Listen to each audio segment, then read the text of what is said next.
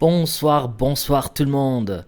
Ici c'est Otman de la chaîne D-App Coding et vous regardez la première chaîne YouTube dans le monde francophone de la technologie blockchain et des langages pour développer des applications décentralisées.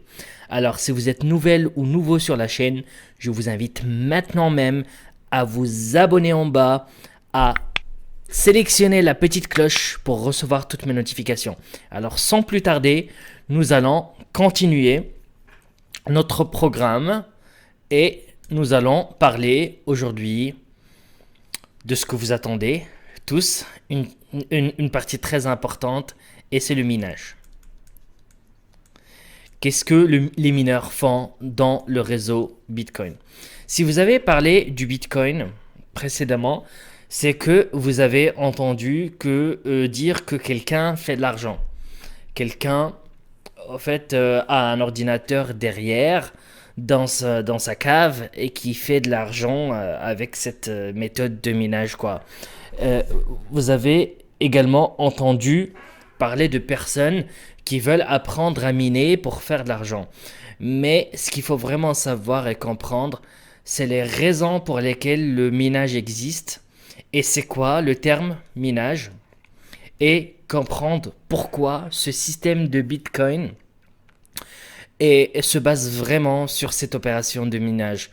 Alors, on va commencer. Premièrement, il faut que vous saisissiez l'idée que votre portefeuille va initier une transaction en prenant un bloc, il écrit dessus une UTXO et puis il pousse ce bloc sur la blockchain.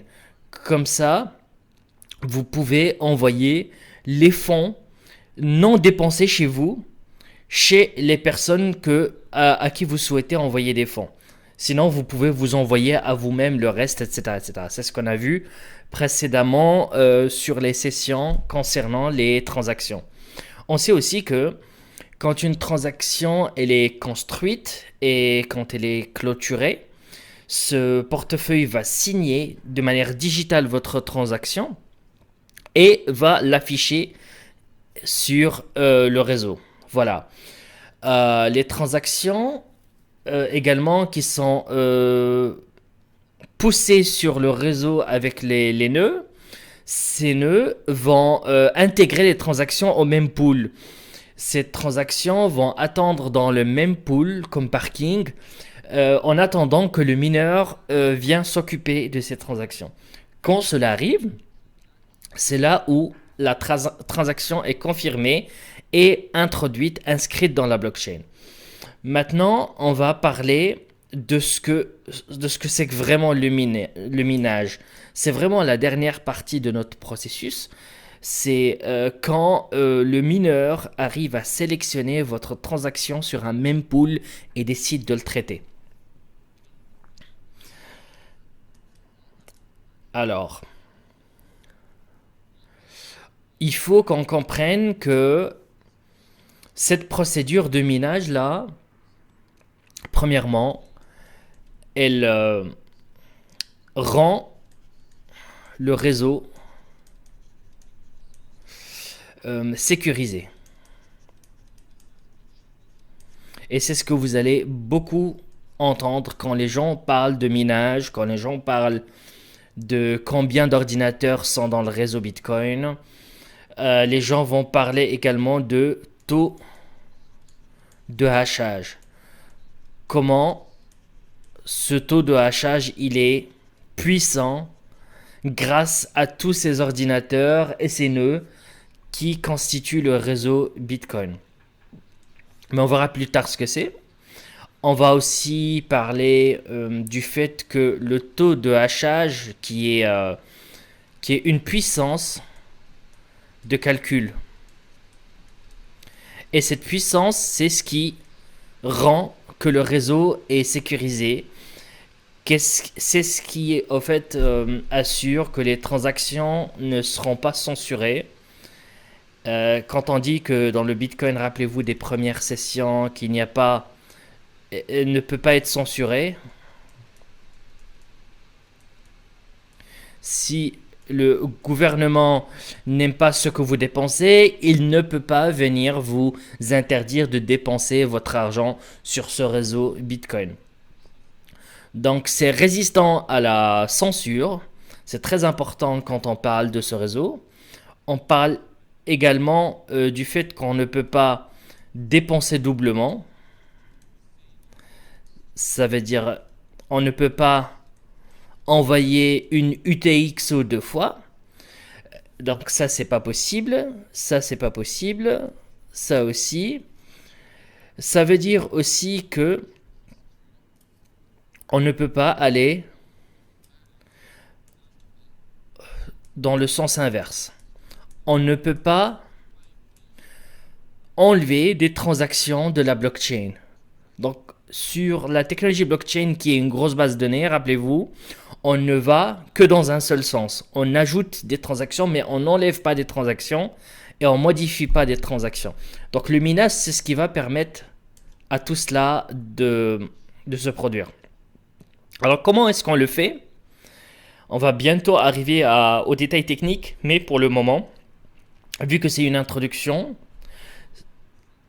sachez que tout dépend du fait que les mineurs sont motivés pour faire de l'argent et faire du profit. Donc faire du profit. C'est comme les gens que vous avez... C'est les gens que vous avez entendu dire qu'ils veulent miner dans leur base ou dans leur centre nucléaire, etc., etc.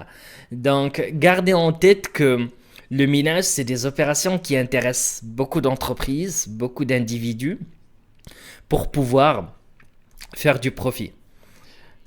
Vous allez toujours entendre des gens qui essayent de miner et qui essayent de réaliser de l'argent. Et c'est ça qui est bien, c'est que la raison pour laquelle ils font du profit, c'est qu'ils rendent notre réseau plus sécurisé. Si un mineur essaie un jour de rentrer une transaction en sens inverse ou en dépense double, s'il essaie de faire ça, ce mineur va perdre de l'argent. Et si un mineur aussi essaie de faire un truc tout fou qui casse les règles de ce réseau et qui ne sont pas permis dans le protocole du Bitcoin, alors ce mineur va perdre de l'argent encore une fois.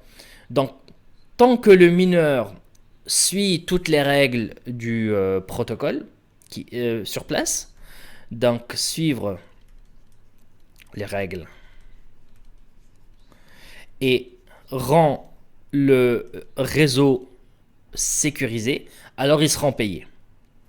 Donc là, ils seront dollars. Et pour vraiment comprendre les mécanismes de tout cela, il faudrait qu'on parle de l'algorithme de consensus, l'algorithme de mise en accord qui est la preuve proof of work, c'est ce qu'on appelle proof of work ou preuve de travail. Et c'est ce qu'on va voir dans la vidéo d'après. Mais dans cette vidéo, ce que je voulais vraiment vous rappeler, c'est que l'opération de minage se base principalement sur un consensus et sur un accord commun. Tout le monde se met d'accord et tout le monde veut faire du profit. Donc il y a un protocole qui existe, qu'on ne peut pas toucher ou changer. Donc maintenant, comment on va profiter de ce protocole pour venir faire de l'argent? Et en faisant cela, on va contribuer directement et indirectement à ce que notre réseau soit plus sécurisé. Si un mineur essaie de dépenser doublement, si un mineur essaie de frauder, si un mineur essaie d'enlever une transaction, un mineur pourrait essayer d'insérer une transaction qui leur file 1 million de bitcoin. Alors ça va pas du tout marcher, ou alors ils vont essayer de dépenser des fonds qu'ils n'ont pas sur leur portefeuille. Alors s'ils essaient de faire ça, ils vont perdre de l'argent. Et pour comprendre comment ils vont perdre de l'argent, il faudrait qu'on parle de la preuve de travail Et ce consensus, cet algorithme, c'est un algo de consensus.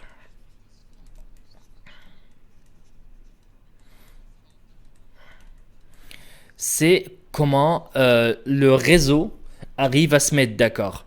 C'est une seule version de vérité, un seul algorithme de consensus que tout le monde va respecter dans tous les pays, dans tous les nœuds, les ordinateurs, les serveurs, etc., etc. Donc, la preuve de travail, c'est comment on s'assure que les mineurs sont honnêtes, que les mineurs vont suivre les règles. Alors, s'ils le font, ils vont faire de l'argent et du profit, et s'ils ne le font pas, ils vont perdre de l'argent. Voilà comment on arrive à atteindre un consensus global sur un protocole qui est open source, disponible pour tout le monde sur ordinateur. Donc cet algorithme, il est composé de beaucoup de choses. C'est ce qu'on va détailler sur la session d'après. J'espère que vous avez pu donc comprendre les bases de minage. Et j'espère aussi que cette première session va vous motiver à apprendre un peu plus sur l'opération de minage. Je vous rappelle que pour lier les blocs et lier les concepts entre eux, je vous invite encore une fois à regarder la playlist qui va s'afficher maintenant. Comme ça, vous allez pouvoir tout comprendre petit à petit et arriver à ce qu'on est en train de détailler aujourd'hui. Et si ce type de contenu vous plaît et que vous souhaitez progresser dans l'apprentissage et la compréhension de la technologie blockchain, je vous invite dans l'immédiat donc à cliquer sur le pouce bleu et à vous abonner surtout et cocher la petite cloche. Comme ça, vous allez recevoir mon contenu exclusif directement sur votre compte YouTube. Donc, merci encore une fois d'avoir assisté à cette session aujourd'hui. C'était Othman de D-App Coding et je me déconnecte.